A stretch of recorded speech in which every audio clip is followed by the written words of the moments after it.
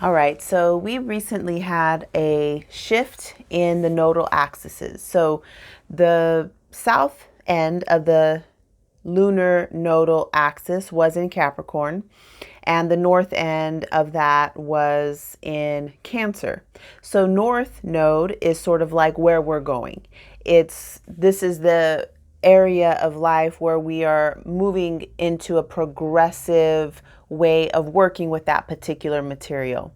So that was in Cancer, saying that we're leaning more toward what is a healthy home and how do we nurture ourselves in our home, the garden, the family, these things that you would think of when you think of an archetype of a mother.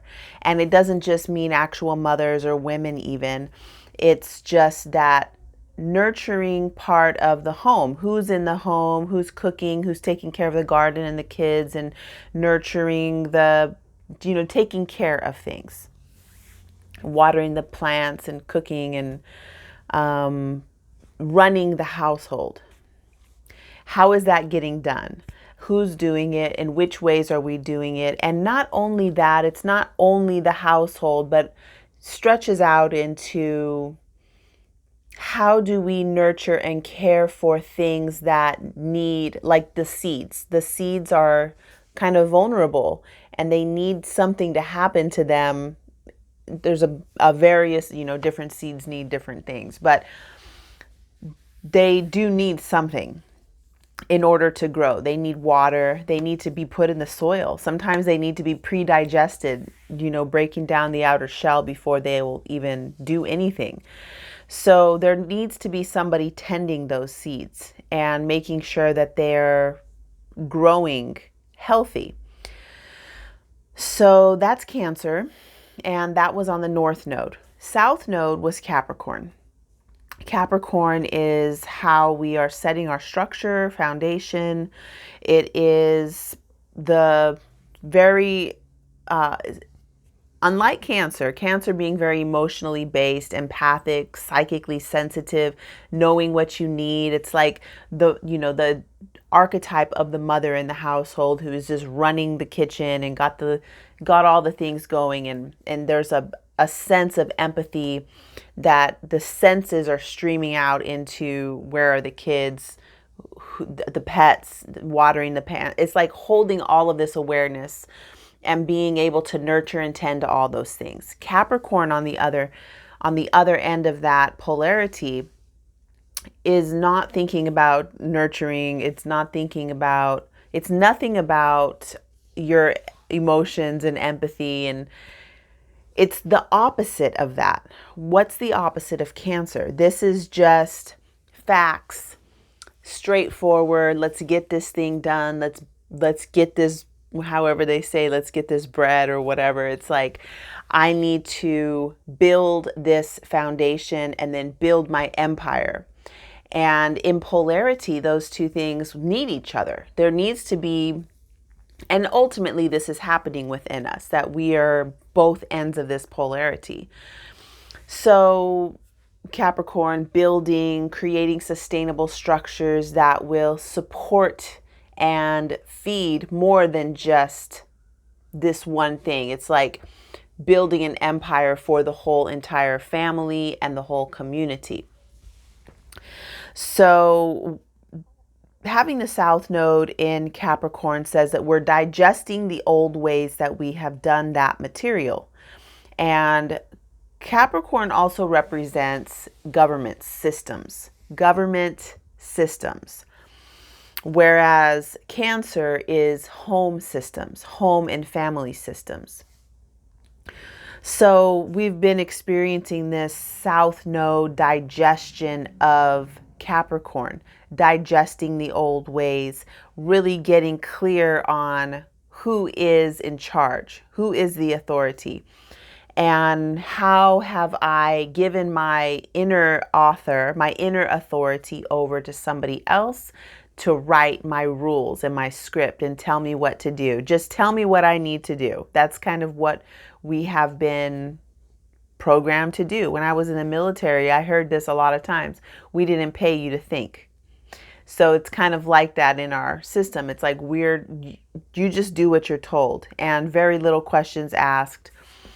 So with the South Node being there, we're breaking that down, digesting that, and really perfecting our home life, perfecting our system in the home. So today the nodal axis moved, and this is going to be a gradual shift, but also it's like we finished on that axis of Cancer Capricorn, and now we've moved into Gemini Sagittarius. Gemini holding the North Node now, and straight across Sagittarius has the South Node.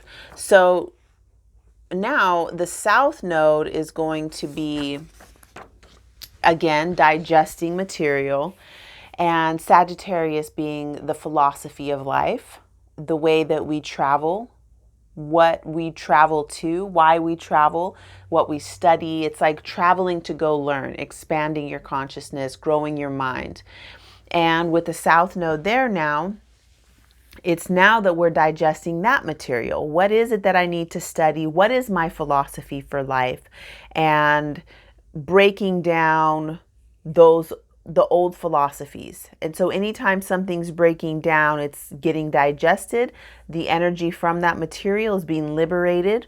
And then we look at the North Node. The North Node is always going to be showing us how to do it. And because the North is like the North Star, but it's the nodal axis, but it's like, this is the directional flow we are going to. The South is already, we're finished with the South, and now we're going North.